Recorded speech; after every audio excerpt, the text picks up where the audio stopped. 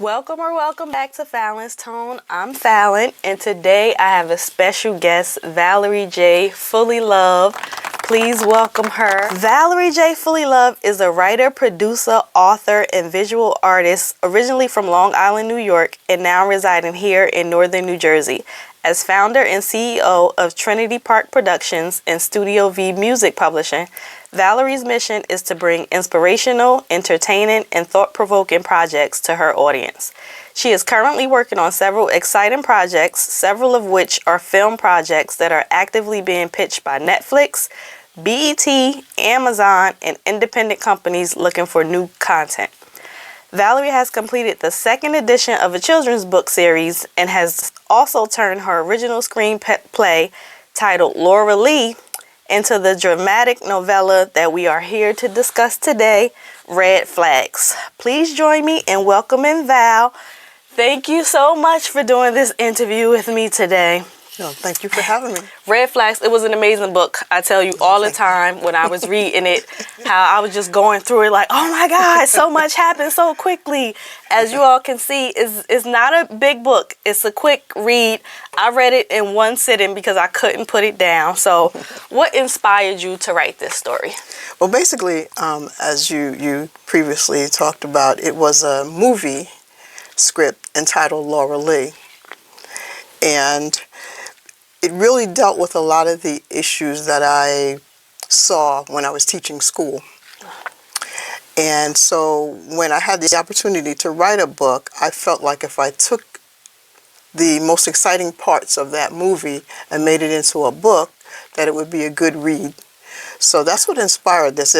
When I listened to the stories of some of the students in my school and some of the things that they went through, the people don't really understand what young folks go through these days. And so I felt like if I can address red flags that people can identify with, then they would learn something from it. Right. And maybe prevent some people from going through some things. So that's what inspired this book, Red Flags. I didn't even know you were a teacher. You taught high school? I was actually what they call a school-based substitute teacher in East Orange at Jackson Academy. I was a substitute too. Oh, okay. All right. There are a lot of tropes in this book. Coming to age, friends to lovers, opposites attract. Which genre do you consider Red Flags to be? I call it an urban drama. Okay. Yeah, because I feel like it's a drama, but it would appeal to a lot of the inner city people who are dealing with those type of issues that you may not have to deal with outside of the urban environment. Right. But it's still a good read no matter if you're in an urban environment or anything. You can read it and see what some people may go through. The synopsis says that Laura Lee and Terrence come from vastly different backgrounds. So what role does their contrasting upbringing play in the development of the characters? Well, one of the things whenever you're writing something, you have to have a protagonist and an antagonist. And so with Laura Lee having the childhood where she had both parents and they were church-going people, you know, we had to have something that kind of worked against that to kind of bring that struggle about.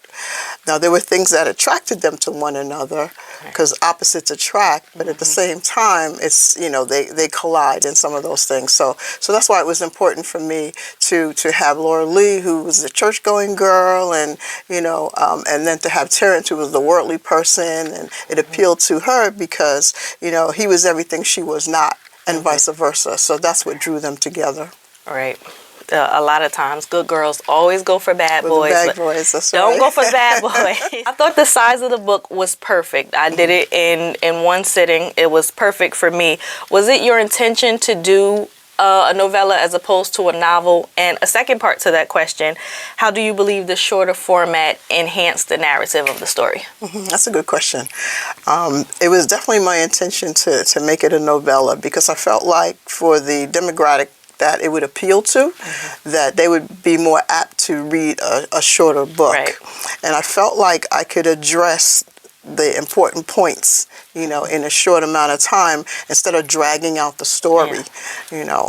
So it's very fast paced and it, you know, like you said, it deals with a lot of issues within that. So I felt that a novella would be better than a big, thick book. Yeah, because a lot of the times I've read some novels where I said they could have skipped the whole first 15 chapters and just started from there and it would have been fine. So that was perfect. I want to jump to a clip of the infamous Reesa Teesa. For those of you who don't know who she is, she did a 50-part TikTok series that she titled Who the F Did I Marry? And it was about her relationship with her now ex-husband, and she calls it the United Nations of red flags.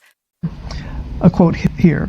Number one, I don't want to be alone. Number two, I didn't want to look stupid by having the relationship end so quickly for everyone to be like, we told you something was up. And number three, I was ready to get married. I felt like time was running out. I ignored things because I really wanted it to be my turn. Okay, so that clip with Reesa Teesa, I just wanted to talk about people ignoring red flags. Like, I love her honesty. A lot of people related to that story. That's why millions of people watched her videos. And have you ever been in a situation where you ignored red flags, or in hindsight, you saw that there were red flags you should have picked up on? Yeah, it was a combination of two things. One, red flags that I didn't recognize were red flags. And the other thing is red flags that you feel like, okay, well, I can deal with this. Because you know that no one's perfect. You're not perfect either. And so sometimes when things present themselves, you're not really sure how that's going to translate in the relationship. You know, but sometimes you do have that feeling in the gut. Right. That this is not right. Always trust your gut. Exactly. But yeah, I have definitely been there. You know, I'm divorced, and usually when you're in a relationship, as my pastor says, everybody sends their representative in the beginning. Right. It's like you kind of say what you know what the other person wants to hear, and you do what they, you know, but then when you get into a committed relationship, that doesn't work anymore. Right. And also, opposites attract initially because you get excited about those things, but then those things are usually the things that don't work, you know, for the long run. Exactly. They become a problem. It's not cute anymore. Okay, so now it's time to play a game. Anybody knows me knows I love games. We're going to play red flag or green flag. It's simple. I'm just going to read a scenario, and then you tell me if it's a red flag or a green flag. Okay, so the first one, your partner frequently stays late at the office to complete projects with their coworker of the opposite sex. They have a great working relationship and often grab dinner together afterward to unwind and discuss work. One of your partner's best qualities is their transparency. Your partner is open with you about their work friendship and tells you everything that happens during and after work. Red flag or green flag? For me personally, the dinner to discuss the work thing is definitely a red flag.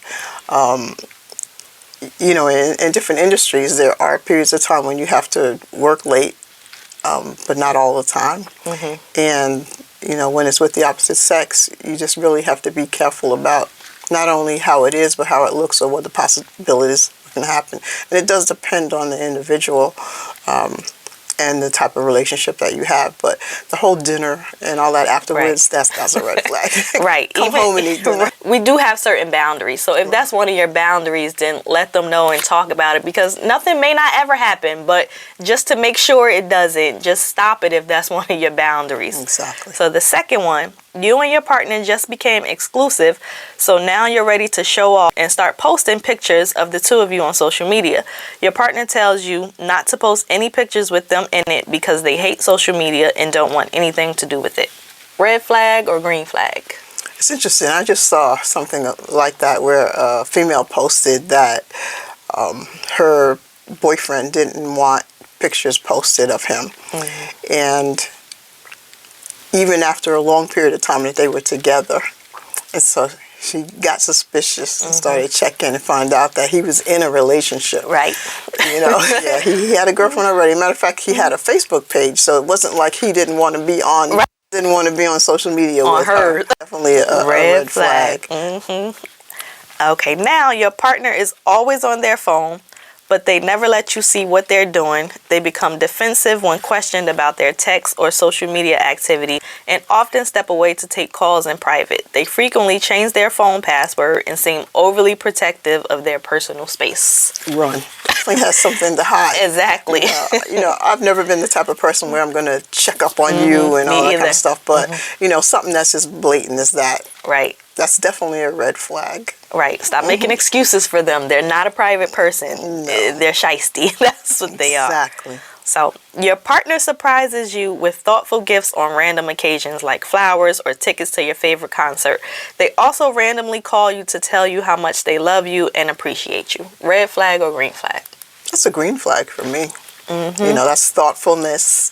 That they're thinking of you outside of when you're together. That they're thinking things through, what would be pleasing to you, what are the things that you like.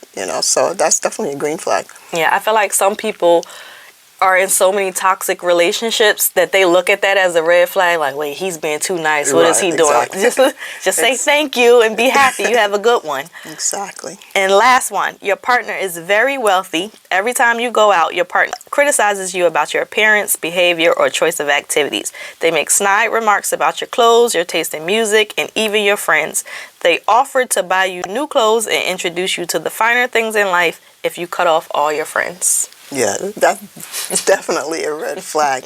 Because number one, they don't like you for who you are. They don't accept you for who you are, but they expect you to, to accept them. And the other thing is that if, they have a certain person or type of person that they want to be with them, and if you're not that person, then you're wasting your time because you're going to lose yourself. Right. You should never lose yourself in any relationship. Doesn't matter how much money they have. No. Don't change. No. Okay. Thank you for playing along, Val. That was fun. That was fun. Let's get back to the book. Okay. There was one part where Laura Lee mentioned the thought of ending her life. What would you say to someone who just thought that they went through something that it just seems like the end of the world? What would you tell them? Right. As long as there's breath, there's hope. And I feel like sometimes you look at things only in a box, like where you are. You're not really seeing the whole picture. And sometimes things happen because this is what you need to grow. So you will never get to that place of growth if you just give up. And every, like my mom used to always say, the one thing you can depend on in life is change. And it's not what happens to you, it's how you react to what happens to you. Right. So there's something negative happens to you. Sometimes it's hopeless, your back's against the wall, but there's always hope if you don't give up. So that's what I would always say is that, suicide is never the answer to anything. And most people who commit suicide, they don't really want to die, they just want the pain to stop. Right. Or that situation to stop. But, with help, and there's plenty of resources out there, to help you get through it. Prayer helps you get through it. Trusting God helps you get through it. And, change is painful, but it's worth it. And when you come out of the other side, it's sort of like precious metals, precious gems are produced by heat and pressure. And it's the same way with people. When you go through these things and you go through them and you get through it and you get to the other side, it's always worth it. Yes. Laura Lee definitely went through a lot. This book has a few life lessons. What do you want the readers to take from the book? I guess the main thing is that nobody's perfect. Life be lifing. So you're always learning. And that if you don't give up, like I said, you can always get through the other side. And also, no matter how bad things get, it can always get better. Laura Lee hit rock bottom and didn't know how to get out, but she just kept moving forward and kept doing what she had to do, and things just opened up for her because of that. So the main thing is that try to pay attention to red flags, qualify people before you allow them to be in your inner circle and in your life. You know, you can have people that are coworkers, you can have people that are associates, neighbors, but everybody's not a friend. Right. And even every friend is not good to be in your inner circle. You know, and the mistake that Laura Lee made was that, you know, she knew Terrence very well because they grew up together, but she knew the good and the bad and just didn't really have an understanding of how the bad was going to impact her life. You know, and Terrence, he felt like if he was with Laura Lee, that would make him a better person. But that wasn't who he was, and that wasn't the journey he was on. Right. You know, so it turned out to be a bad thing.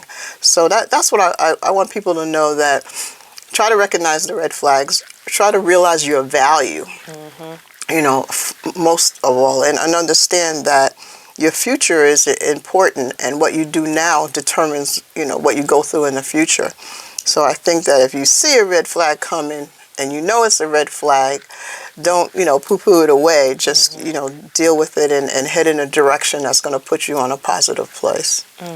I told you the other day when I was listening to Red Flags, again, to refresh my memory of the book, and how much I hated Terrence. I forgot how much I hated him, but then I realized how much I hated him. So just for the book to evoke that much emotion from me, I mean, that's a testament to your writing. So great job on this book. It was a great book. Will there be a part 2? There's a part 2 in my head. A matter of, you know, to getting it all together. Because one thing, and I want to say how much you hated Terrence, was that I just wanted people to see that he's a product of his environment. You know, he's a product of parents who chose drugs and street life over him, and all he had was his grandmother. He was a product of the only men that he saw were drug dealers and gangsters and all of that. So, you know, even though we are mad at him for the things that he's done, but he's a product of what he has seen, and you know, that's the only way that he knew to go, that he felt that he could go.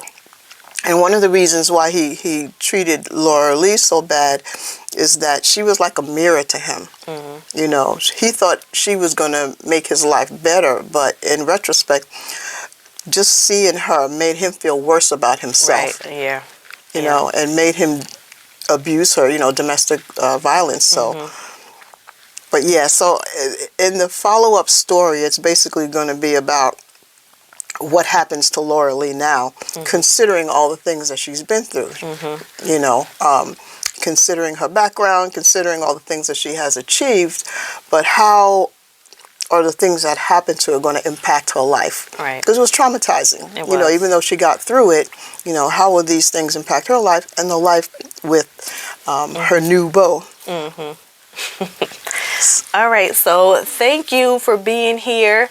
I really appreciate you taking the time to do this interview. What is up next for you, and how can anybody get in contact with you? What's up next for me is, number one, I want to finish this book. I also have a couple of screenplays that I also need to finish. I'm working on a contemporary gospel CD for one of the soloists at my church. Nice. So we're 3 songs in. I want to get at least 5 in. And you write the songs? Yeah, I write the songs. I also write the songs for the plays and the movies that I do as well. Songwriting is a big love, a passion of mine. Nice. You know, I love writing. I am working on my website. I had one, and I'm actually taking it down. My company is called Trinity Park Productions, and Trinity meaning the Holy Trinity. And it's basically a place for everything to be, like an umbrella for everything to be. And so, and I'm working on including the book writing, because that's like the most current thing that I've been working on. So coming soon, it'll be trinityparkproductions.com will be my website, and VJ Fullilove is my author page on Facebook. Okay, and I will put everything in the description. So Instagram, right track one. Okay. Okay. I'll write everything in the description so people can go click on and check you out. Again, thank you for being here. Everybody go pick up Red Flags. It's available on Amazon. If you don't want to read, even though it's a quick read, the audio version is available as well. Yes. Thank you. Until next time, people, keep reading, keep growing, stay inspired. Bye.